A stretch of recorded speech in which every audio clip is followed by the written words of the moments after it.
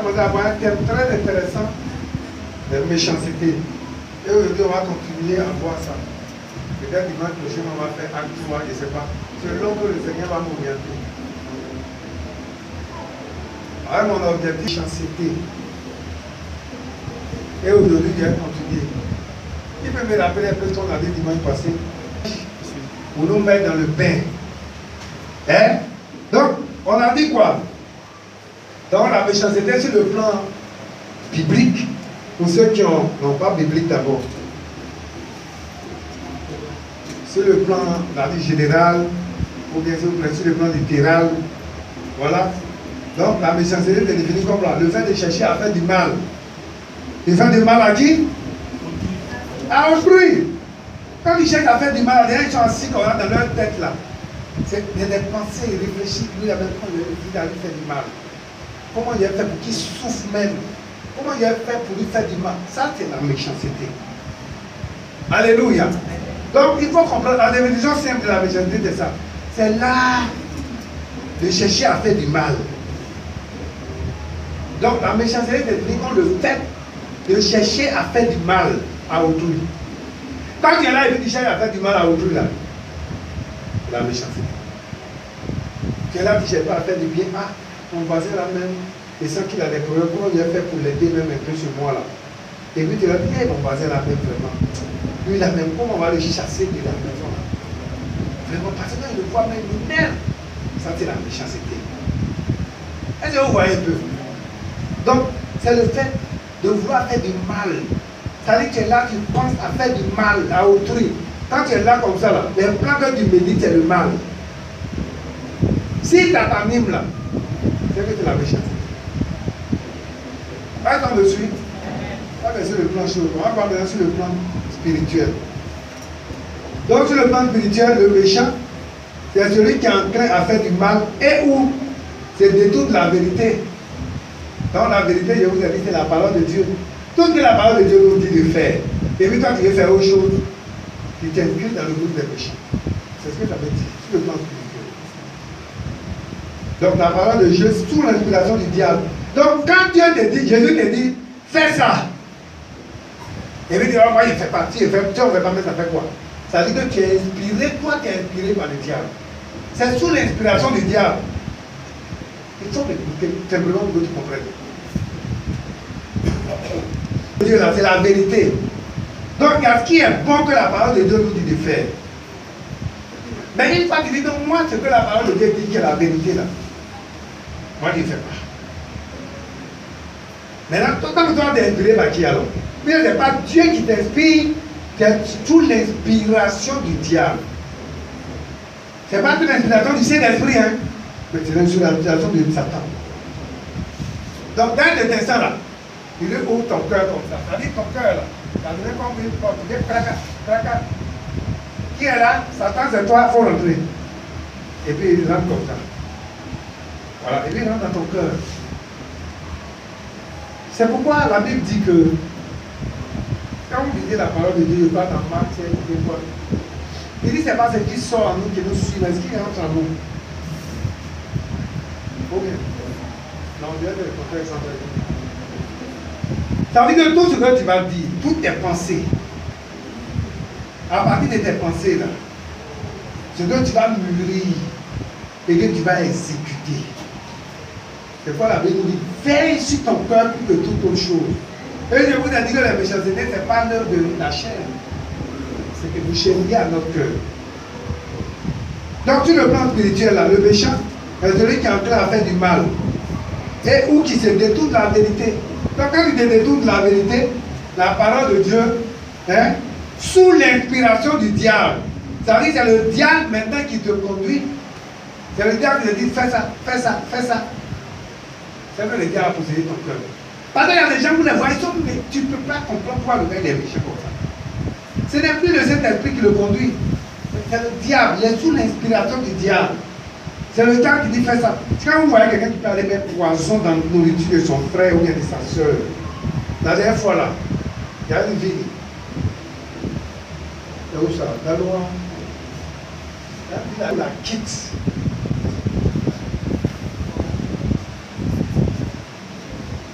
pas faire Ferrari. Il faut écouter ce qu'il dit. Vous voyez l'amour là. L'amour quitte. Et puis on est ici là, la haine. C'est normal que ça se passe. Sinon, l'amour, quand l'amour est là, ça ne peut pas marcher. Il faut que Satan réussisse à enlever l'amour de ton cœur. C'est pourquoi moi je dis que je n'aime pas qu'on maltraite les enfants. Alors, un enfant, c'est que maltraite un enfant. Le gars va venir pour rigoler, il va dire voilà, on te maltraite toi. Nous là, on veut t'aider, on veut t'utiliser, on veut. Et puis l'enfant tombe dans le jeu. C'est pas le haut du tout. Tu vas dans une maison où tu vois un enfant qui est abandonné là, sur la langue là-bas. Et la sorcellerie, la plupart du temps, c'est quand les gens ne vivent pas avec les parents, leurs propres parents, que la sorcellerie réussit à les utiliser facilement. Bon, il y en a aussi, hein. Aussi, il y a des mamans, elles sont tellement méchantes que l'enfant même ne peut pas bénéficier de l'amour maternel. Pourtant, là aussi, le diable peut venir prendre ton enfant dans tes mains pour faire de lui sorcier. Ça peut arriver. Quand le diable va venir, il dit voilà, ma propre maman te maltraite, elle est méchante. Entre nous, là, nous, on veut t'aimer, nous, on t'aime. Donc, vous voyez, le diable va l'amener, il va ouvrir son bras. Il va dire bon, on va t'utiliser. Et puis il va dire bon, il a compris. Et puis c'est parti. Alléluia. Donc nous devons faire très attention. Donc c'est des choses, c'est sous l'inspiration du diable. Donc nous allons voir, on va lire quelques passages et puis on va aller vite.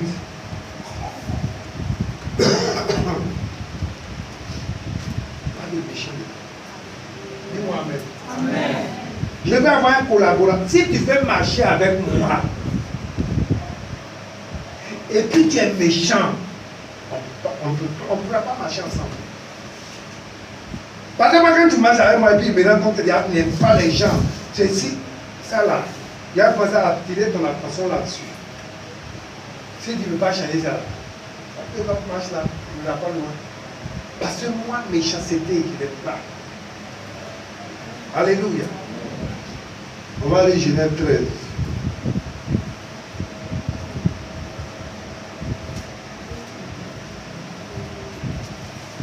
Genèse est le livre du commencement. Genèse 13, le verset 13. Si quelqu'un a vu, peut lire. Hein. Alors on va penser que c'est dans ma Bible, seulement que chose. Et puis elle va prendre Matthieu 18, verset 32 à 33. Et puis elle va lire le psaume 1, verset 1 à 2. On a dit dimanche, mais on va lire encore pour rafraîchir les mémoires. Pourtant, j'ai lu le premier verset. Où quelqu'un a vu? Oui. 13, verset 13. Je lis la parole de Dieu avec respect. Les gens de Sodome étaient méchants. Les gens de Sodome étaient comment? Méchants et de grands pécheurs contre l'Éternel. C'est bon. La vie des gens de Sodome étaient méchants. C'est vrai, quand on parle de sodomie, c'est ça. Les gens de Sodome là, étaient méchants devant Dieu. Et qu'est-ce qui va se passer après? On peut s'asseoir. Et de grands pécheurs. Ils étaient quoi? Méchants de grands pécheurs. Et qu'est-ce qui s'est passé? L'histoire de Sodome, là, dit qu'on pouvait résumer rapidement. On constatait. Parce que le rapport là, arrivé auprès de Dieu pour dire hé! Les gens de Sodome sont méchants. Dieu dit bon, je vais envoyer quelqu'un pour regarder. Il envoie les anges. Les anges arrivent là, les gens veulent coucher avec les anges. Ils vont chez Lot. Lot dit ah, mes frères, ne faites pas ça. Venez chez moi, maman, il y a des filles ici. S'il faut la vous allez les prendre pour aller. Ils disent non, non. Nous, là, ceux qui sont venus là, c'est ça, nous, on fait. Ouais, c'est là-bas où l'homosexualité a commencé, hein, c'est pas aujourd'hui. Ça veut, ça d'être assez méchant. Garde-toi d'être athée! Méchant. On ne dort pas, hein? Oui. Pour dire en ton cœur, la 7e année, l'année de relâche, approche. Garde-toi d'avoir un œil sans pitié. Un œil méchant, sans pitié, c'est ce que ça veut dire. Pour ton frère indigent et de lui faire un refus. Voilà, c'est simple. Pourquoi tu as dit avec trop français? Bon. Petit. Il dit, garde-toi d'être méchant dans ton cœur. Il dit, voilà ton frère. Il a des problèmes et puis il reprend avec moi. Il doit travailler avec moi 7 ans. Et puis après, il me libère. Et puis un travail, au moment où la période arrive, où je dois le libérer là. Et puis il y a des sans pitié, c'est ce que vous avez dit. Il est méchant avec lui. Je ne suis pas prêt à le libérer pour aller. Attends, c'est normal. L'esclave là, quand je paie l'esclave, il travaille pour moi. Mais au bout de 7 ans, il est libre. Mais pourquoi quand les 7 ans arrivent, la vie devient méchant avec lui? Parce que je ne suis pas prêt à le libérer. Maintenant, le gars, on dit dans l'Ancien Testament, quand lui, il a regardé au bout de 7 ans, et puis il a dit, ah mon mec, vraiment, il est chanté avec moi. Moi, je ne peux pas aller quelque part. Donc, il vient de voir, il dit, ah, c'est vrai, l'année de relâche arrive, moi, il va pouvoir me libérer, il va pendant 7 ans. Il m'a payé comme esclave. Mais moi-même, je vais rester avec toi. Si je veux me trouver une femme, vraiment, moi, je vais rester avec toi, je veux rentrer dans ta famille. On dit quand c'est comme ça, je le prends, et puis il y a un truc comme on appelle un pinceau, et puis il vient comme ça, et puis je prends comme ça, et puis bah! Ton oreille là. Je ne sais pas, vous voyez toutes les femmes qui ont les oreilles percées de les esclaves. Vous pouvez pas amener. Non, tu vois que l'oreille percée, c'est un esclave. Donc quand je prends, je regarde l'oreille, en fait, bah! Et puis c'est percé, et puis je mets un anneau dedans. Quand on le voit, on dit lui là, c'est l'esclave de Yah. Est-ce que vous comprenez? C'est-à-dire, lui, Raphaël a ses esclaves. Il sait comment il les identifie. On fait ça souvent sur les animaux au village. Donc, quand on le voit, on dit lui, il est l'esclave de temps. Est-ce que vous comprenez? C'est-à-dire, lui, il n'a qu'à dans la famille. Il n'a qu'à vieillir, il n'a qu'à prendre femme, il n'a qu'à marier, il n'a qu'à faire tout. Mais quand on parle de royauté dans la famille, lui, il sait qu'il n'est pas dedans. Avec son oreille percée. Il est. Donc, quand vous tous vous voyez qui ont les oreilles percées, qui ont des cerceaux dedans, en réalité, c'est des ailes. Voilà, chargerait le péché. Donc, si tu fais ta vie, tu vas libérer, tu es méchant avec lui. Lui, il dit rien. Seulement, je dis créature. Il dit Seigneur. Cet homme-là m'a payé. Il a travaillé aussi pour lui. Il n'a pas été paresseux. Pendant 6 ans, il a travaillé pour lui. L'année où il est arrivé, il va me libérer. Il ne va pas me libérer. Seigneur, ce combat-là, je te remets en tête. Tu vas payer. C'est pas ceux qui prennent des servantes, les maltraitent. Ou bien, c'est la même chose. Quand tu prends une servante, tu la fais laver à pied. Matin jusqu'à 14h, 15h, elle ne mange pas. Si elle crie à Dieu, tu vas payer. C'est pourquoi je veux que les femmes soient libérées de la méchanceté. Après la plus grande, les femmes sont méchantes. Hein. Nous, là, nous, les hommes, là, on n'a pas le temps. Matin, tu te lèves, tu n'as pas fait ton balagné, elle est couchée. Elle dort jusqu'à 10h, 11h. Quand elle se réveille maintenant, là, elle va voir que la servante n'a pas bien balayé la maison. Où a mouillé? Pourquoi que tu prends derrière lui? Parce que tu t'appelles lui. Mais, tu vas te lever, tu vas voir. Quand les enfants, tu sais pas, si les enfants sont à l'école, ils ne sont pas à l'école, ça, là, la servante n'a qu'à se débrouiller pour gérer ça. Pour laver les enfants, pour les habiller, pour qu'ils partent à l'école. S'ils vont manger, ils ne vont pas manger. Ça, c'est le problème de la servante. Parce que, pourquoi elle n'a pas une bonne famille, elle n'est pas née dans une bonne famille? Parce que c'est elle. Donc, elle n'a qu'à se débrouiller. Et puis, toi, tu te réveilles à 11h. Quand tu es petit comme ça, quand tu sors ici, au moins, tu peux l'encourager. Ah, ma fille, ça va. Est-ce que tu as bien dormi? Au moins, ça peut au moins la remonter. Mais quand tu viens dire, mais pourquoi la fille n'est pas encore finie? Aïe!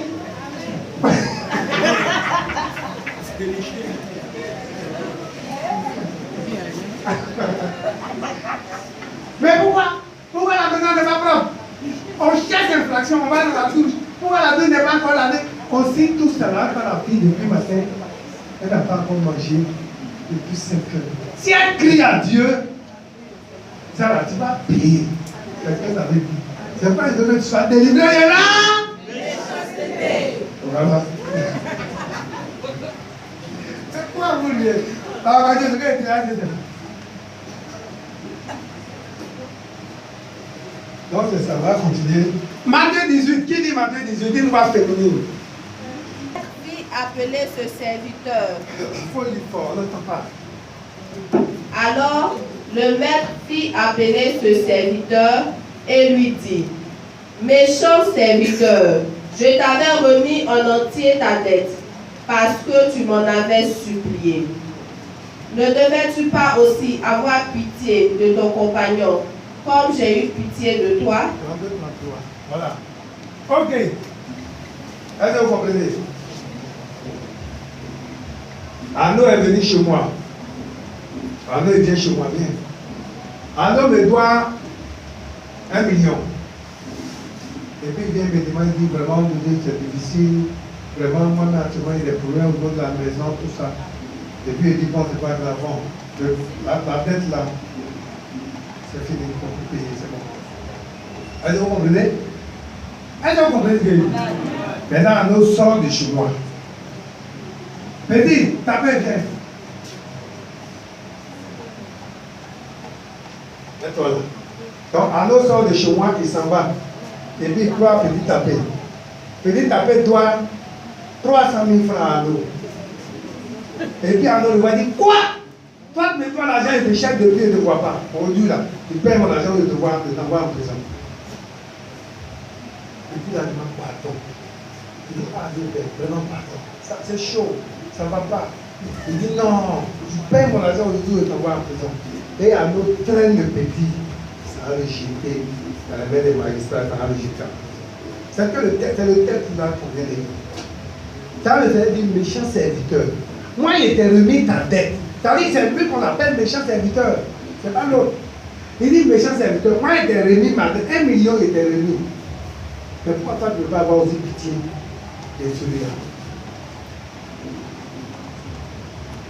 Hein? Donc, vous voyez, il y a une histoire de crédit là, c'est ça. L'autre là, on doit aller nous asseoir. Serviteur. Moi, il a remis ta dette. Pourquoi toi aussi, tu ne veux pas avoir pitié aussi de ton frère? Alléluia. Donc, on continue. Donc, vous voyez un peu quand la Bible parle de méchant. Le méchant, c'est celui qui ne veut pas, il ne veut pas, ou bien il ne veut point le bien de son frère. Il ne veut point le bien d'autrui. Ah, c'est le méchant. Le méchant, c'est celui aussi qui cherche à faire du mal à son prochain. On a vu ça tout à l'heure. C'est la même chose. Ou bien le méchant, c'est celui qui se détourne de la parole de vérité. Il ne veut point appliquer la parole de vérité, mais il veut plutôt se laisser conduire par le diable. Alléluia. Le méchant, c'est celui qui ne pardonne point aussi. Il y a les gens là, quand quelque chose va leur demander pardon, il dit, vraiment, il veut laisser tout, mais ça là, vraiment, ça là seulement, je ne peux pas. Ça là, ça c'est le méchant. Parce que quand on disait la Bible dit que si nous voulons que notre Père nous pardonne, nous devons pardonner. Alléluia. Je vais vous donner un secret simple. Si tu fais un songe, écoutez-moi, c'était comme à nous.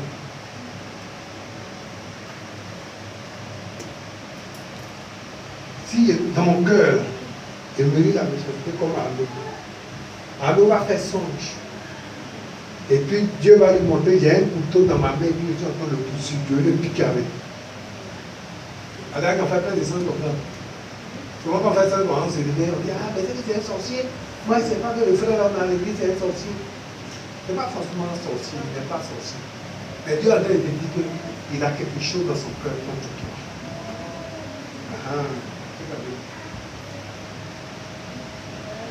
Donc c'est pourquoi Dieu ne veut pas qu'on garde des choses dans notre cœur. Oui, c'est peut-être, tu veux parler. La camarade qui se dit, moi, je donne un conseil, ça on fait là. Ça c'est bon, tu as besoin de la mettre sous la voie.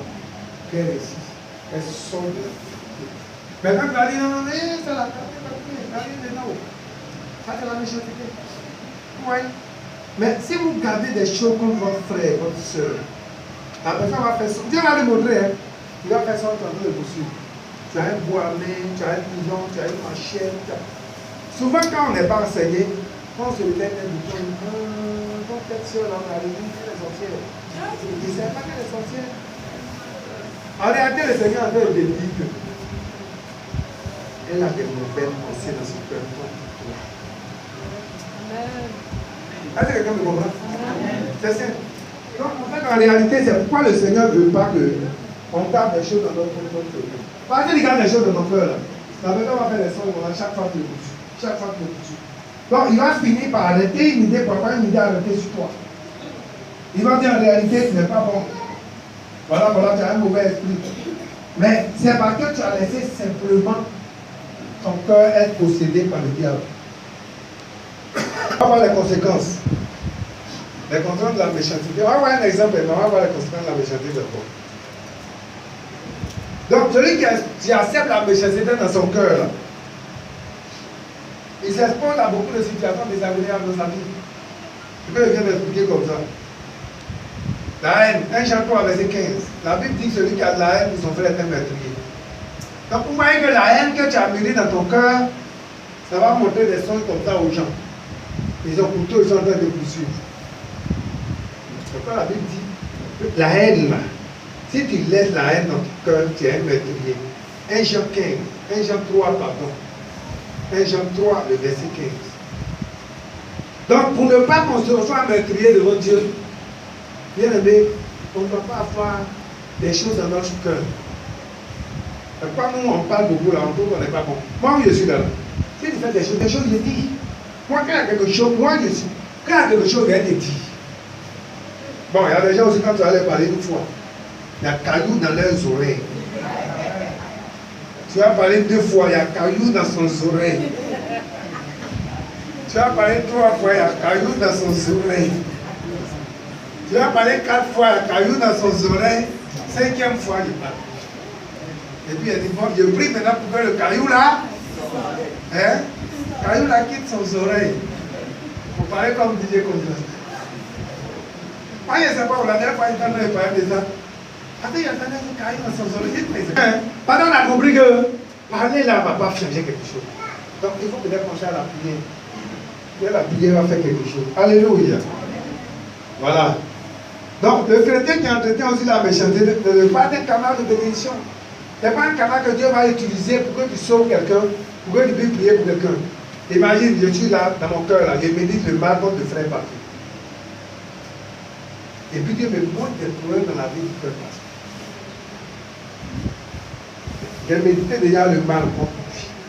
Comment il y a le voir pour lui, voilà que Dieu me montre, voilà que Dieu me montre, voilà que Dieu me montre. Pour que je puisse prier pour lui. Donc vous voyez, ça fait un blocage. C'est pas que quelqu'un médite la méchanceté. Dieu ne peut pas t'utiliser comme un canal pour aider les gens. Parce que pour que tu puisses aider les gens là, il faut que tu sois ému de compassion. La Bible dit que quand Jésus était ému de compassion, il priait, les gens étaient guéris. Mais si on n'est pas ému de compassion, tu vas voir quelqu'un, il est malade, il a plein de jus partout, depuis la tête jusqu'à la fin de ses pieds. Si tu n'as pas pitié de lui là, tu ne vas pas prier et puis Dieu va faire quelque chose. Alors Dieu peut te dire, la main sur ta tête. Il a plein partout. Si tu veux faire, ça là, comment? Tu ne peux pas le guérir. Peut-être tes forcément mettant la main que la maison sera guérie. Ça, tu n'as pas pitié de lui. Tu ne peux pas renforcer la main. Donc vous voyez, quand on lisait la parole de Dieu là, la parole de Dieu dit que Jésus était ému de compassion. Il était ému de compassion. Quand on lisait Matthieu 36, on dit que Jésus a vu la foule, il était ému de compassion. Luc 10, verset 33, on a dit que Jésus était ému de compassion. Tant qu'elle n'est pas ému de compassion, tu ne peux pas aider quelqu'un. C'est pourquoi quand quelqu'un est méchant là, il n'est pas ému de compassion. C'est-à-dire qu'il va voir quelqu'un qui souffre, il va dire c'est bien même. Mais pourtant, quand tu es ému de compassion, quand tu vas voir quelqu'un qui souffre, tu dis, hé Seigneur, comment il a fait pour aider cette personne? Seigneur, comment il a fait pour que j'ai les moyens pour aider cette personne? Mais une fois que toi, dans ton cœur, tu n'es pas ému de compassion, tu ne peux pas être un canal de bénédiction. Luc 15, verset 20, la même chose. Matthieu 14, verset 14. Donc, quand vous allez lire cette bataille-là, vous allez voir que Jésus était chaque fois ému de compassion. Alléluia. On va voir un exemple et puis on va finir. Et l'exemple se trouve dans 1 Roi 21. On va lire. Je suis en train de voir si on doit lire tout. Parce que c'est tellement intéressant le passage là. Lecteur. 1 Roi 21. On va lire. Et puis après ça, on a fini le culte. Elle va lire jusqu'à un moment donné, mais elle va continuer à lire. 1 Roi 21, à partir du verset 1er. Après ces choses, voici ce qui arriva.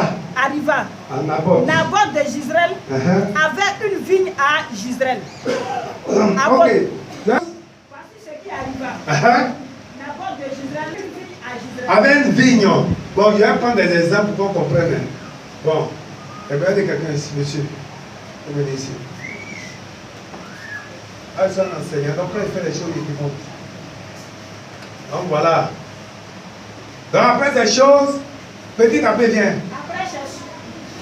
Allons-y. Après ces choses, voici ce qui arriva. Nabot de Jezreel avait une ville à Jezreel. Voilà. Voilà. À côté du palais d'Akab. Donc voilà, écoutez. Voici Akab. C'est un exemple de ton, il ne veut pas tout Akab. Voici Akab. Voici son palais. Vous voyez tout est tapis rouge, non? Voilà. Là-bas, jusqu'à tout ça, c'est le palais de Akab. Voilà. Donc, voici son palais. Vous voyez que tout brille, non? Voilà. Maintenant, voilà quelqu'un. Il a eu le malheur d'avoir son chien à côté du palais d'Akab. Donc quand Akab est son palais, il est dans son palais, il voit la ville là-bas.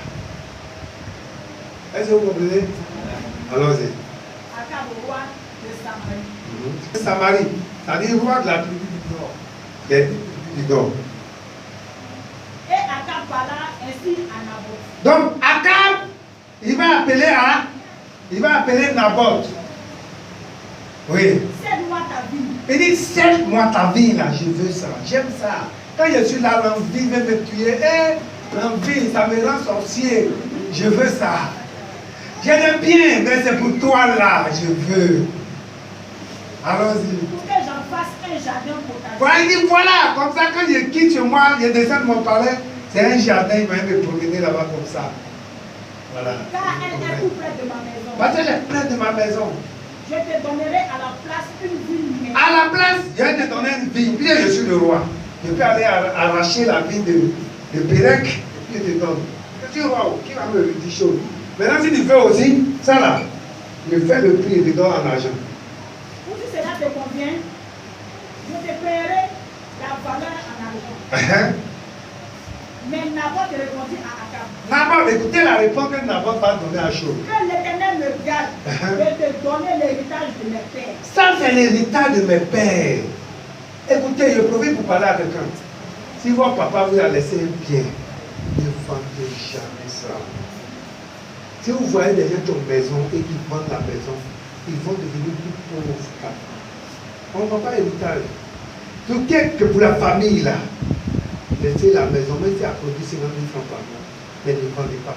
Donc la bonne gars dit, ah, ça là, c'est l'héritage de mon père, il ne veut pas vendre. Alors, Akab rentra dans sa maison, triste et irrité à cause de cette parole. Donc Akab va rentrer dans sa maison, il est triste, irrité. À cause de la parole qu'il a entendue d'abord, pour dire d'abord, je ne te donnerai pas l'héritage de mes pères. Voilà, à cause de ça là, il est rentré, il allait se coucher comme ça, doucement. Il se coucha sur son lit, découvert le visage et ne mangea rien. Voilà, donc le roi il s'en va, il se couche, il ne mange rien. Il dit, moi je ne mange pas. Comment Naboth, il ne veut pas me donner ta vie. Ça là, je ne peux pas accepter ça. À cause de ça, je ne mange pas. Bon, je ne veux pas une femme, parce que je ne veux pas une femme qui va jouer le rôle de Isabelle. Isabelle, comment est-ce que Isabelle a côté ici? Donc, vous voyez, une femme arrêtée d'Akab ici. C'est une femme qui veut jouer. Allons-y. Donc, quand ça s'est passé comme ça, d'abord, Akab est rentré, il est couché, il est gris. Il dit, il ne mange pas, il est couché. Le roi. Attends, le roi, il doit être joyeux. Donc, voilà que Jézabel rentre. Jézabel, sa femme, vient auprès de lui. Voilà. Et lui dit, il vient, il dit, pourquoi as-tu l'esprit triste? Pourquoi tu es triste, le roi? Tu as l'argent, tu as tout. Pourquoi tu es triste? Tu ne veux même pas manger. Pourquoi? Oui. Il lui dit, j'ai parlé à Naboth de Jezreel. Donc, il va répondre, il va dire, ah, mais moi j'ai parlé à Naboth. Et je lui ai dit, cède-moi ta vie. Donne-moi ta vie. De l'argent. Ou de l'argent. Si tu veux, je te donnerai une autre vie meilleure. Une vie à la place. Mais il a dit, je ne te donnerai pas. Je ne te donnerai pas la vie de mes pères, l'héritage de mes pères. Allons-y. Alors Jézabel, sa femme lui dit. Voilà, écoutez ce que Jézabel va dire. Est-ce bien toi voilà. Maintenant voilà. En fait, écoute. Voilà. Donc Jézabel, elle porte la culotte. Ce n'est pas les femmes qui portent jupe. Mais oui, mourir. On vous dit les choses, c'est mourir. Maintenant, vous savez pourquoi Dieu dit que les femmes ne pas porter pantalon. C'est ça. Parce que l'esprit guerrier, là, quand une femme tient un pantalon, c'est l'esprit guerrier. Là, l'esprit guerrier va te manipuler. C'est pourquoi vous allez voir la plupart des femmes qui aiment porter le pantalon, elles commandent leur mari à vous. Répondez Amen. Pourquoi comme vous avez dit la vie? Donc, Jézabel, voilà ce que Jézabel va dire. Elle dit bon, voilà, allons pour lui. Lève-toi. Tu dis quoi? Tu dis quoi? Tu es couché, tu dis quoi? Dans même votre téléphone, t'assois et puis tu vas me parler. Tu dis quoi? Voilà, allons. Lève-toi. Prends de la nourriture. Prends de la nourriture, si tu apprends la vie. Quoi ton cœur se réjouisse? Moi, je te moi, Jézabel. Moi. Elle tape à partir de moi. Moi, Jézabel. Moi, Jézabel. La vie là, il faut que tu dises que tu as déjà ça. Alléluia. Allons-y. Et elle écrivit au nom. Donc, qu'est-ce qu'elle va faire? Elle va écrire une lettre comme ça. Et puis le roi a son cachet. Donc, quand elle finit là, elle ne fait même pas lire au roi. C'est quoi elle a écrit dedans au poids. Elle s'en fout de ça. Quand tu commandes le royaume, elle prend le cachet du roi, elle met dessus. Allons-y, il faut lire. Et elle écrivit au nom d'Akab. Donc, la lettre là, elle écrit au nom du roi. Qu'elle scella du sceau d'Akab et qu'elle envoya aux anciens et aux magistrats qui habitaient avec Naboth dans sa ville. Donc, Naboth ou Naboth, elle a dans sa ville là, elle envoie la lettre aux magistrats qui sont dans la ville. Elle dit, moi je vous envoie ça au nom du roi. Ce qui est dedans là, vous allez exécuter.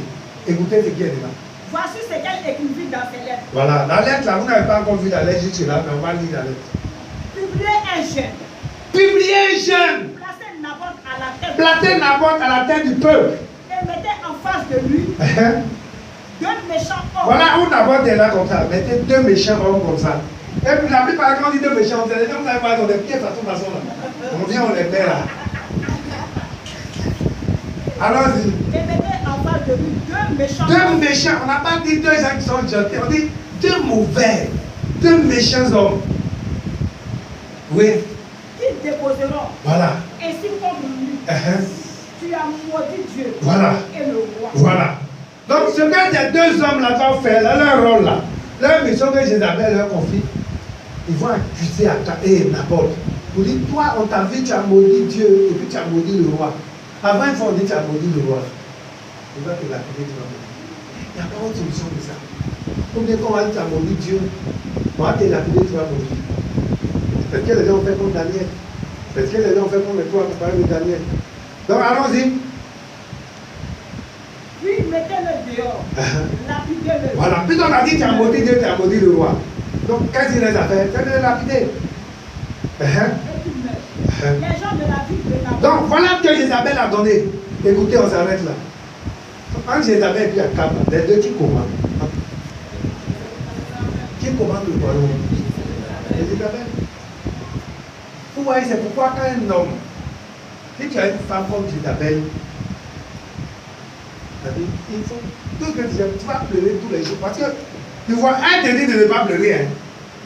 Parce qu'elle, là, c'est elle qui commande. Ce qu'elle va faire, là, elle s'en fout. C'est bien, c'est pas bien. Mais l'objectif, il faut qu'elle est là. Ce qu'elle veut, là, elle va voir.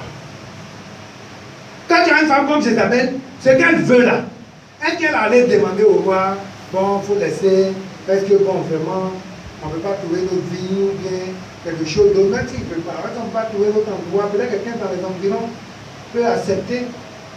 Elle dit non, voilà ce que moi j'ai fait. Et elle impose ce qu'elle veut. Elle dit il faut qu'on fasse ceci, il faut qu'on tue Naboth. Maintenant quand on va tuer Naboth, Naboth n'a plus de parents. Hein? Est-ce que Naboth n'a plus de parents? Alors il faut lire la suite. Donc elle donne les consignes.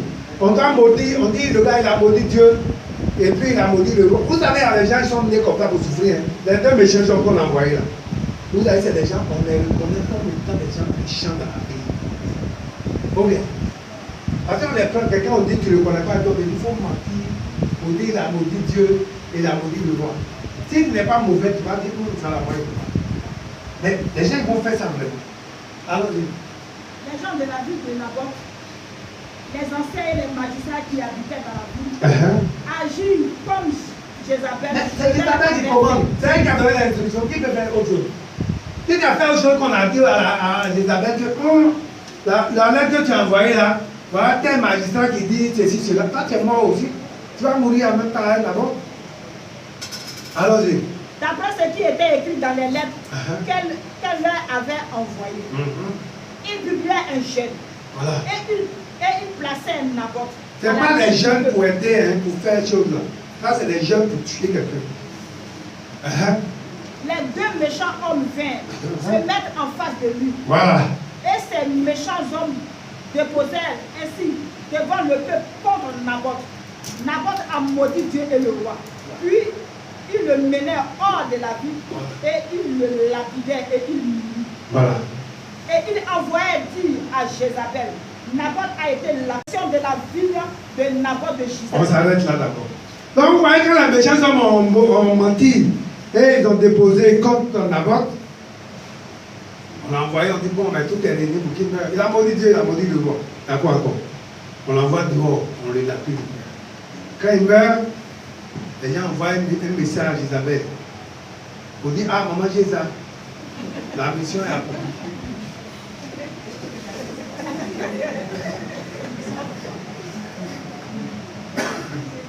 La mission est accomplie. Elle dit, wow, voilà. Elle s'en va pas à son mari. Elle dit, chérie, lève-toi. Allez, on prend la porte. Elle ne sait pas ce qui s'est passé. Donc elle dit, bon, c'est fini.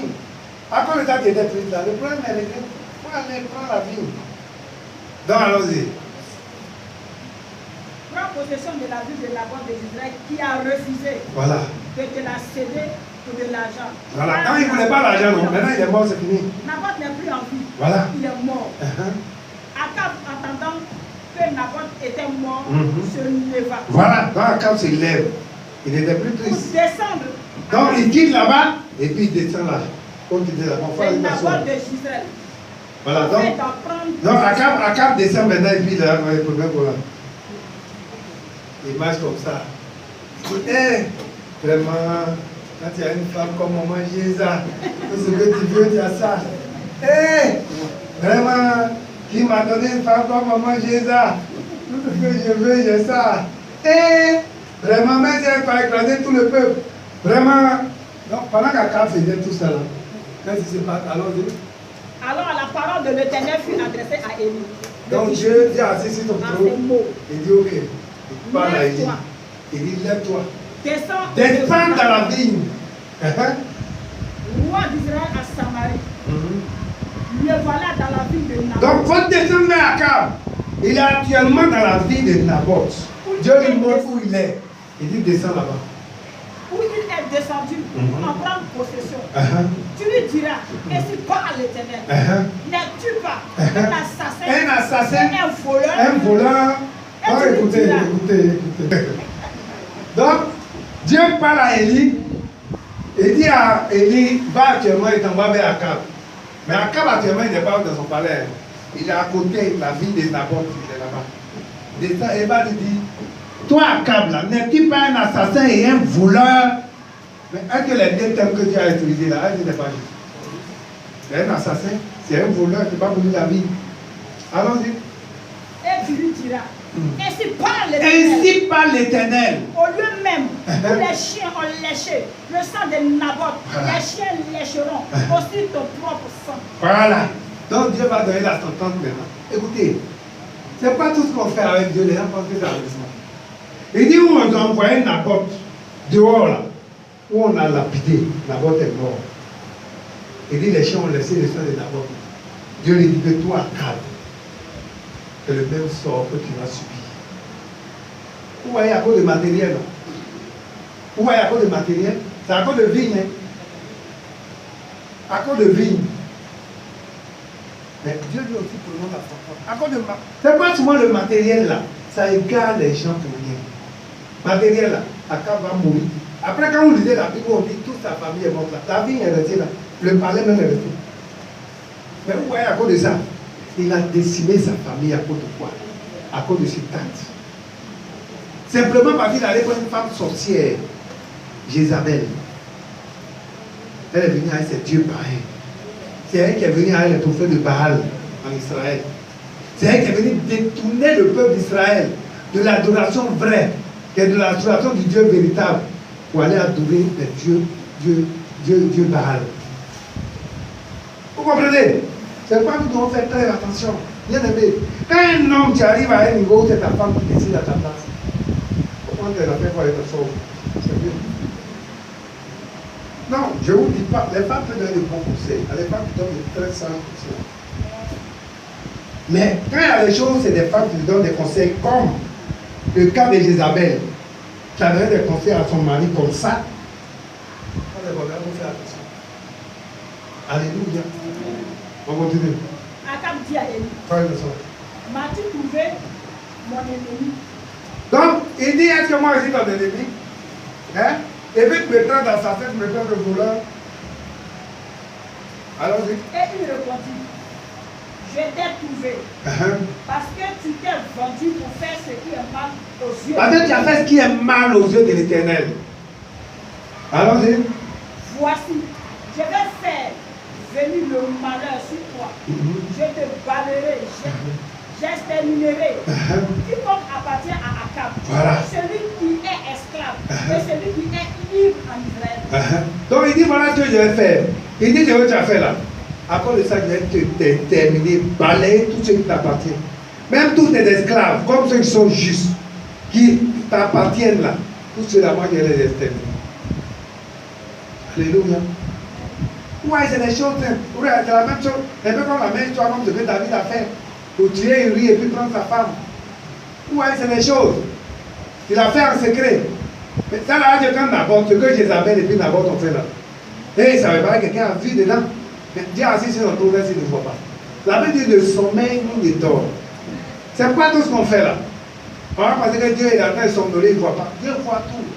Donc quand tu agis avec méchanceté, si tu as un enfant qui est dans ta maison, que tu es en train de maltraiter, il ne faut pas penser qu'on ne voit pas. Par exemple, tu vas te dire, ah, maison là, comme il y a dalle, ou bien bon, comme il y a étage, nous on est en bas au premier. Bon, Dieu il est en haut là-bas, avec tout des dalles là, Dieu ne voit pas. La menti.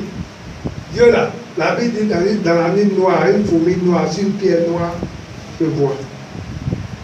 Alléluia. Allons-y. Et je rendrai ta maison semblable à la maison de Jéroboam. Voilà. Donc la sentence qu'il a pris pour Jéroboam, il prononce la même sentence pour Akab. Et à la maison de Baécha, d'Achija, parce que tu m'as irrité et que tu as fait Jézabel. Donc vous voyez, il a donné la sentence d'Akab, il va donner la sentence de Jézabel. C'est elle qui a donné les idées donc. Hein? Les idées noires là, c'est venu d'elle. C'est elle qui a donné les mauvais conseils donc. Donc il donne la sentence de Jézabel. Il dit quoi? Allons-y. L'Éternel parla ainsi à Jézabel. Et il dit, les chiens mangeront Jézabel près du rempart de Gisèle. Voilà. Donc le même endroit là, il dit, c'est ici que les chiens aussi vont manger Jézabel. Celui de la maison d'Akab qui mourra dans la ville sera mangé par les chiens.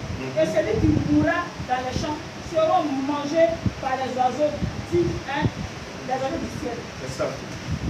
Il n'y a eu personne qui se voit vendu comme Akab pour faire ce qui est mal aux yeux de l'Éternel. Et Jézabel, sa femme, lui excitait. Donc c'est la femme qui l'excitait. Vous voyez, c'est la femme qui l'excitait à faire du mal. Il a agi de la manière la plus abominable en allant après les idoles, comme le faisaient les Amoréens, que l'Éternel chassa devant les enfants. Donc elle est venue, cette femme-là, écoutez-moi bien. Cette femme-là, quand souvent le Seigneur dit qu'on ne doit pas se marier à des peuples païens et autres, souvent les gens ne comprennent pas. Quand vous lisez 2 Corinthiens 6, verset 14, il dit ne formez pas d'alliance disparate avec les hommes païens. C'est ça. Akab, il était en Israël. Il allait se marier à une femme qui est venue avec ses dieux. Vous voyez? Donc elle était fille de reine, des Amoréens. Donc quand elle revient, elle vient avec quoi? Elle vient avec ses dieux. Donc c'est pourquoi quand on parle de prophète de Baal en Israël, c'est Jézabel qui les a fait venir. Elle est venue avec ses prophètes. Donc quand elle est venue du coup, les vrais prophètes là, Akab s'en fout des vrais prophètes. Akab a besoin des prophètes de Baal. Les prophètes de Baal, quand vous écoutez, c'est des gens qui prophétisent seulement que le bien. Ils prophétisent la bénédiction. C'est pourquoi quand vous voyez les hommes de Dieu qui ne parlent pas de bénédiction, bénédiction, bénédiction, ils n'ont pas besoin de devenir des prophètes de Baal. Dis Amen. Amen. Un homme de Dieu, pas fait comme Élie. Quand Élie est parti là, il n'a pas regardé les portes d'Akab. Il dit, ah, ouais, vraiment, moi-même, quand il te voit comme ça là, vraiment, tu es un homme qui sera béni. Vraiment, quand il te voit comme ça là, je sens même qu'il y a une grande bénédiction qui te parle. Non. Élie est parti, ce que Dieu lui a dit là. Il dit, tu es un assassin. Imagine de l'autre jour, tu vas te retrouver à un président, et puis tu vas dire, tu es assassin. Mais toi, le même jour là, tu es mort. Tu es un assassin, et puis tu es un voleur. Il dit, ah, c'est moi. Dieu a vu. Vous comprenez? C'est ça. Donc, un homme de Dieu là, quand on dit qu'il est prophète, d'ailleurs, parce que le ministère prophétique, c'est un ministère pour le vent. Non. Quand tu as le ministère prophétique, c'est un ministère pour dire la vérité. Quand Dieu t'envoie là, Dieu peut t'envoyer chez Raphaël, aujourd'hui, tu vas prophétiser une bénédiction. Mais il a fait quelque chose de mal, Dieu t'envoie et te dit, va lui dire ce qu'il a fait, les papas. Quand tu arrives, il faut le dire. Mais si tu arrives et tu grattes ta tête comme ça, vous voyez quand on veut commander quelque chose et on gratte la tête, on cherche comment on va mentir. Alléluia. Alléluia. Amen. Voilà un peu. Alors, il faut lire la suite. Verset 27. Ce qui est bien, écoutez la suite. La repentance d'Akab. Verset 27. Après avoir entendu les paroles de Donc, quand Akab a entendu, il n'y a rien qui tombe dans tout ça. Quand Akab a entendu les paroles d'Élie, quand Dieu lui a dit, tu es un assassin, tu es un voleur, il n'a pas dit à ses gars de venir l'attraper et pour aller le mettre en prison. Parce qu'il connaissait Oli aussi, c'est pas comme le jour là aussi, chacun prophétise pour son ventre. Avant là, quand on dit Élie là. Non, tu sais qui est Élie. Donc quand il a prophétisé comme ça, Akab même sait que Dieu a vu ce qu'il a fait. Il a fait quoi? Il a déchiré tous ses vêtements. Allons-y. Il mit un sac sur son corps. Donc il a déchiré son vêtement, il a pris un sac. Et une gela. Donc il va commencer à gêner. Il couchait avec ce sac. Vous voyez donc Jézabel qui a fait que il dit pourquoi tes pères tu ne veux pas manger. Ici là le gars là il va bien. Parce qu'il a vu la tendance d'humilier, il déchire ses habits, il prend un sac, il dit moi je ne mange plus, je suis en jeûne. Allons-y. Et il marchait lentement. Donc quand il va marcher, on va tous prendre soigner. Soigner comme ça. Il a mis ça sur lui, pendant ce temps, il y en a qui guillent, qui ronflent, c'est bien. Après, on nous a porté leur son. Donc, il a mis ça et puis il marche doucement comme ça. Vous voyez? Parce que quand la repentance est sincère, là, Dieu voit. Ce n'est pas la repentance, pardon, on fait, et puis on vient et puis on fait palabre dans la repentance là, non. Ici, là, c'est vraie repentance. Donc, quand tu es repenti comme ça, qu'est-ce qui va se passer? Et la parole de l'Éternel fut adressée. Donc, en même temps, Dieu parle encore à Élie. Élie le Tishbite. En ces mots.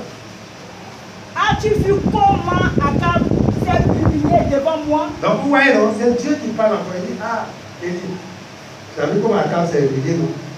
C'est vrai, tu allais lui donner la parole, mais moi, quand il s'est humilié, alors, parce qu'il s'est humilié devant moi. Il dit, parce qu'il s'est humilié, je ne ferai pas venir le malheur pendant sa vie. Pendant sa vie. C'est-à-dire ce que Dieu veut faire sur sa maison. Lui-même ne va pas voir ça aussi. Parce que lui, il s'est repenti. Et puis Dieu regarde, il se rend compte que ce qu'Akab a fait là, c'est pas venu de lui-même. C'est parce que c'est maman Jéza qui a fait que c'est arrivé. Ok. Mais pourquoi vous riez même? Hein? Mais la femme du roi ne peut pas l'appeler maman. Ou bien c'est quand il a pris Jésus dans la tête qu'il fait. Allons-y. Ce sera pendant la vie de son fils. Donc il dit qu'il ne va pas faire ça, mais c'est quand son fils qui va le remplacer là. C'est ça qu'il veut faire. Alléluia, que le Seigneur te bénisse. Amen. Donc vous voyez, voilà une histoire. Mais on ne va pas terminer. On va lire 2 Rois 9. 2 Rois 9, verset 30 à 37. Et puis après ça, là, on va échanger un peu, puis on va prier. 2 Rois 9.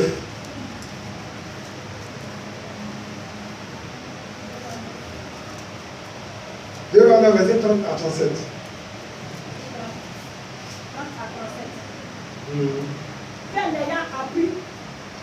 Après ça, Dieu va établir un roi qu'on appelle Jésus. Et il va dire, toi, il t'est établi là, pour aller terminer la maison d'Akab. Donc, qu'est-ce qui se passe? Il envoie Jéhu à allons-y. Donc, Jéhu rentre à sépara la tête et regarda par la fenêtre. Non, il ne faut pas répondre. Jéhu entra dans Gisraël. Donc, quand Jéhu va rentrer à Gisraël, là, c'est pas mon ami tout à l'heure là. Voilà, donc il va rentrer, le roi il rentre. Et Jézabel était là-bas. Qu'est-ce qui va se passer? Quand Jézabel a vu ça, elle était où elle était en haut. Et puis elle fait quoi? Elle se met du phare en haut. C'est quoi la vraie phare? Voilà. Elle a vu que Jéhu est rentré, elle dit voilà. C'est là, elle va voir que moi je suis vrai. Elle va voir que c'est moi quand on dit Jésus là, c'est bon. Donc elle va faire du phare, c'est Jésus, elle va tirer le crayon pour ça. Pour aller tirer le crayon pour aller sur l'oreille gauche. L'oreille. La tête. Ouais, elle a fait tout cela, elle a parlé, elle s'est parlé. Elle a dit voilà, lui elle va voir, je ne vais pas mourir.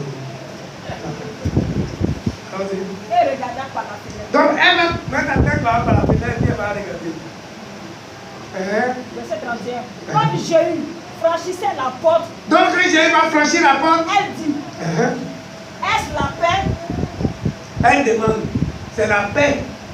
Où tu es venu là, c'est la paix, waouh, ok, c'est comment? Est-ce la paix? Nouveau Zimri. Voilà. Assassin de son maître. Voilà. Il leva le visage. Donc, Jéhu regarde Akab. Avec Akab a dit, mais c'est la paix, assassin de quoi? Voilà, maintenant, Jéhu lève la tête et dit quoi? Qui est pour moi? Voilà. Il demande à ceux qui sont en haut là, il appelle, il dit, où tu es là-bas? Qui est pour moi? Qui est avec moi? Qui est pour moi? Qui? Et deux ou trois amis le regardaient en s'approchant de la fenêtre. Voilà, donc les deux ennemis là sont approchés de la fenêtre. Donc regardez Jésus. Il dit, jetez-la. Allez, il dit la femme qui a côté, la femme qui a mis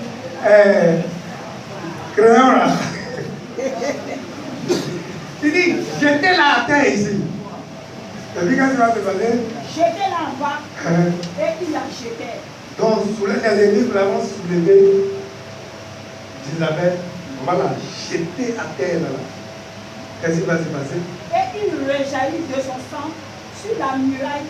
Donc, quand elle va tomber comme ça, qu'est-ce qui va se passer? Bah, son sang.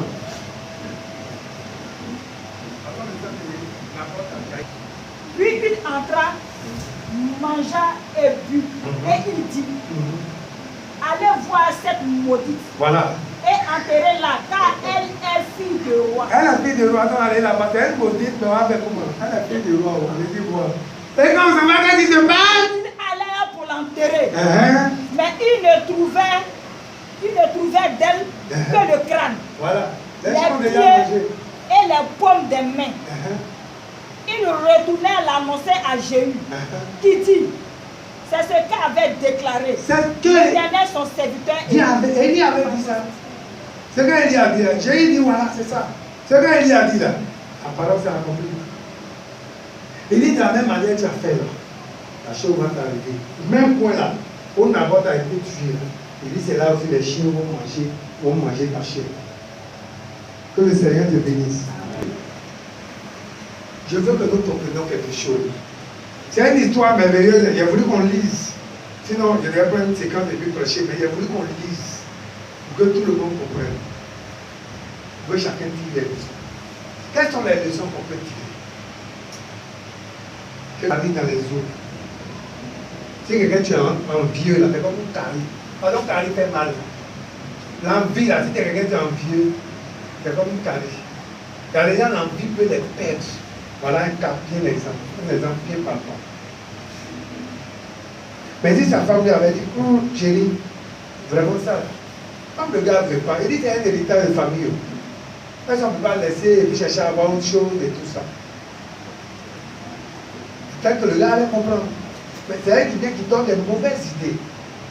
Comment elle va faire pour que la vigne appartienne à la famille d'Akab? Vous voyez, c'est ça l'envie. On te conseille, bon, t'as bien dit. Oui. Là, t'as un conseil. Il faut faire attention. Hein?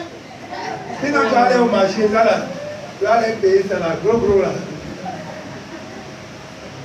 On vient de passer là comme ça. On dit, ah, d'accord. Ça va aller. Alléluia. Attention, le mariage là, c'est toute une vie. Si tu as raté, tu as raté ta vie. Si tu as réussi, tu as réussi ta vie. Ça, c'est tout un peu de vie. Un homme là, quelle que soit l'onction, quel que soit ceci, si tu allais te marier à une Jézabel, ton ministère là, c'est fini. Tu vas partir. La Bible dit quoi? Proverbe 14, verset 1. Proverbe 14, verset 1 dit quoi? Oh, les femmes là, on fait la maison. Tu as prononcé une parole, après, il dit toute ta famille sera interdite. Toute famille royale. Donc, vous voyez, la femme sage là, elle est partie de sa maison. Vous voyez une femme comme Abigail, elle a parti sa maison. Son mari était insensé. David voulait aller tuer son mari. Mais la femme là, on dit, elle a pris la nourriture, elle a pris le pâture, elle a pris les employés qui accompagnaient moi. Elle allait se jeter au pied de David. Elle a réussi à calmer le cœur de David. David n'est pas venu du tout cela.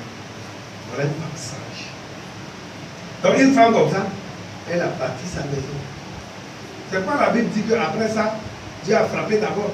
Mais quand d'abord est mort plutôt, David est venu demander la main. David dit, quelle femme que j'ai vue? Quand Nabal est mort, David est venu demander la main. Cette femme-là, c'est une bonne femme que j'ai vue. Avant où on pouvait te marier avec une femme, David est venu. Il a demandé la main. Et elle est devenue femme de David. Mais vous voyez, quand il y avait raison, elle s'est mariée. C'est quoi? Alors David est une femme qui a un bon sens. Ce n'est pas une femme insensée. Les femmes insensées, là, qui parlent, quand il n'y a pas de point, il n'y a pas de figure, il n'y a pas de choses. Mais cette femme-là, David a vu en elle une femme sage. Alléluia. Donc la femme sage a parti sa maison. Celle qui est insensée, elle ramène de cette femme.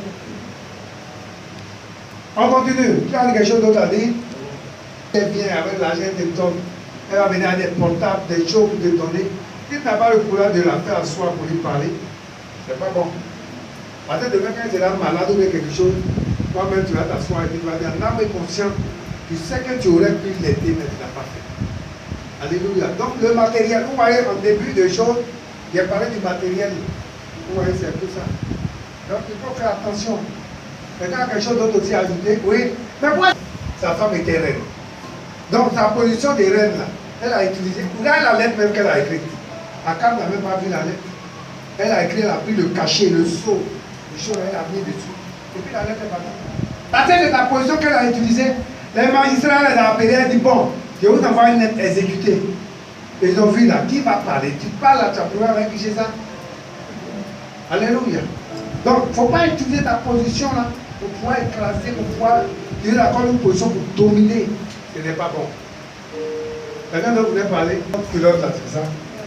Si il y a un endroit de porte culotte, ça va dépasser comme ça. Et si il y a un endroit de porte jupe, pardon. Si il y a un endroit de porte jupe à la maison, et que c'est la femme qui commande, ça va se passer comme ça. C'est pourquoi quand on dit l'homme est le maître de la maison, c'est ça. Une femme n'a qu'à avoir 3 mètres. C'est pas qui commande dans la maison. Une femme n'a qu'à être milliardaire. C'est pourquoi vous voyez la plupart des femmes. Beauté là, donc vous voyez. Je vous dis ça, hein. Ça dit beauté là, on dirait qu'on a éclaté quelqu'un, on a mis tout le monde. Non, vous dites, c'est la vérité, je vous dis. Quand une femme n'est pas soumise, ta beauté là, on voit plus. Mais quand une femme est soumise là, même si elle n'est pas jolie, jolie, mais sa soumission là fait que l'homme est content parce que son père est dans la joie. Amen. Il se dit, ah, c'est là, elle me procure au moins la joie, elle me procure au moins la paix. Mais il faut être misement. Si il y a un misement et puis tu es là et puis c'est le feu, ça là c'est zéro. Donc on peut aimer une femme, mais c'est la façon d'aimer une femme, et quand il y a elle qui va décider, ça veut dire il y a mon cachet, et puis c'est la femme qui prend, et puis elle écrit, elle met des trucs bas, et puis elle fait ce qu'elle veut. Non. Ça n'est pas les règles établies par la Bible. Alléluia, quand on peut aimer. Mais l'amour là ne veut pas dire que c'est laisser aller, où ça donne l'opportunité, ou bien à la femme de faire ce qu'elle a envie de faire. Non. Oui. Qui veut parler, mais pas mon rôle. Mais quand le rôle là n'est pas bien joué, ouais, ça détruit toute une famille. J'ai eu là. J'ai dit, toi, j'ai été établi pour une seule chose, pour terminer la maison d'Akab. C'est encore ça, il fait les 3 rois. Oui, ce n'est pas bon. Ça veut dire que tout l'argent qu'Akab, sa famille, tout ça, ils ont amassé à cause d'une vie. C'est fini. Vous voulez parler? Oui, alors de faire. C'est pourquoi tout à l'heure, j'ai dit, on connaît la parole de Dieu. Une femme va te dire, j'ai des problèmes. Mais actuellement, comme elle est difficulté, on va chercher garçon dehors. Et puis tout l'argent est au haut de la famille. Ça là, est-ce que c'est plus la parole de Dieu? Hein? Tu vas dire non, ou bien tu vas dire, bon, on a des difficultés. Mais notre fille là, vraiment, on veut lui donner, il y a un musulman, le vieux musulman, le vieux chose là, le vieux, vraiment, on va donner un mariage. Quand il a l'argent, on va lui donner l'argent. Il y a une famille qui tient. Est-ce que c'est là? Alors, quand vous voyez la soumission à l'ennemi, mais une fois établi, on n'a pas dit devant les gens, on a dit non, non, non, je ne veux pas. Tu dois trouver un cadre où tu dois pouvoir lui parler au cadre. La dernière fois que tu m'avais parlé, j'ai réfléchi. J'ai ouvert ton réflexion. À la fois, tu m'as dit, voilà, on regarde la parole de Dieu. Vraiment, voilà telle chose, voilà telle chose, voilà telle chose. Si on le fait, il y a des conséquences. Voilà. Voilà comment on le fait. Mais une fois, il a dit, non, je ne veux pas. Au salon, là, devant les gens, devant les enfants, devant tout le monde. C'est ça qui fait que ce n'est pas bon. Alléluia. Amen. Quand élève voulait parler, on fait des petits défis. Je voulais dire,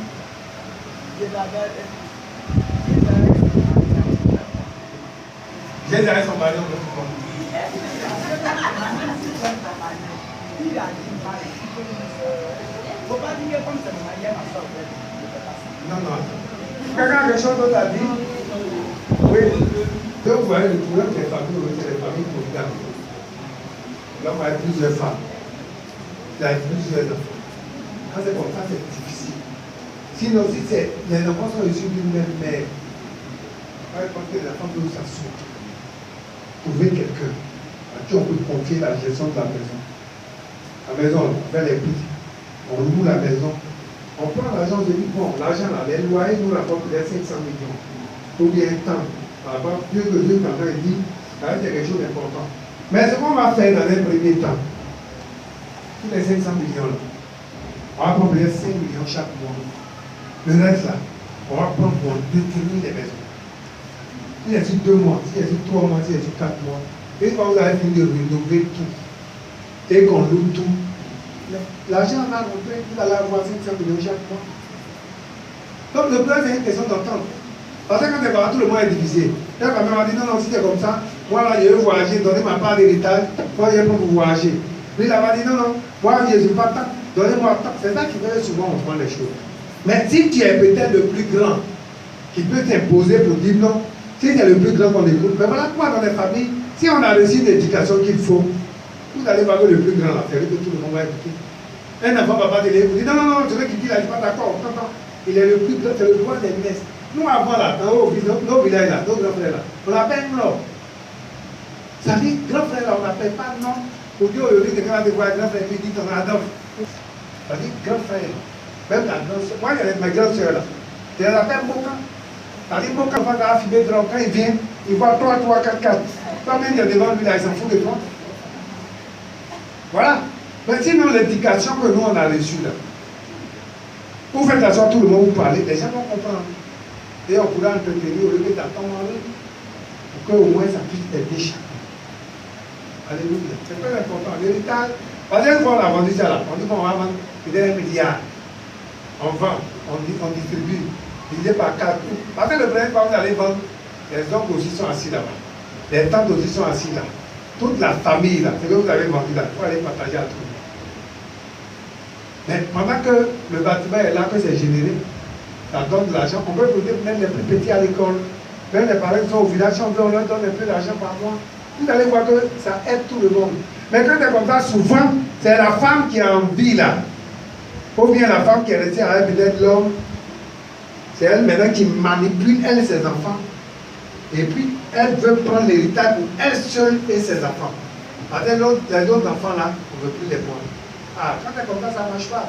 C'est ça qui fait que souvent, quand c'est comme ça, la sorcellerie, on invite la sorcellerie pour venir, pour dire, ah, voilà une situation qu'on vit, on n'arrive pas à se départager, venez nous départager. Et puis la sorcellerie. Oui, ne pas tomber dans les mêmes pièges que Isabelle. Voilà. Isabelle est venue à ses bouffées de Baal. Il n'est pas le Saint-Esprit qui la conduisait. Elle est bouffée de Baal qui nous a bouffées. Voilà. Donc nous devons faire attention pour ne pas tomber. Par exemple, les actions qu'on pose là, on ne peut plus réparer. Il faut être avec ce cas-là. On ne peut plus réparer. Akab s'est humilié. Dieu a dit comme toi tu t'es humilié là, il ne va pas faire des malheurs là devant toi. Toi, il va permettre que tu meurs en paix. Et après toi, là, ta femme, tes enfants vont vivre ça. Ce que Dieu a dit là, ça s'est accompli. Ce que Isabelle a fait là, elle a payé. Elle est morte comme ça, tel que Dieu avait prédit. Tes enfants aussi. Donc vous voyez, c'est des choses, il faut qu'on tire les leçons. Bien aimé. Ce qu'on est en train de dire là, on n'est pas en train de presser comme quelqu'un ou bien X ou bien Y. Mais moi, je veux qu'on tire les leçons et qu'on change notre façon de voir les choses. Hein? Pour que le Seigneur nous soit comme un canal dans ses mains, un canal de bénédiction pour d'autres personnes. Si on est méchant, je l'ai dit dès le départ, on ne veut pas qu'un canal que le Seigneur va utiliser pour aider d'autres personnes. Alléluia. Que le Seigneur nous bénisse.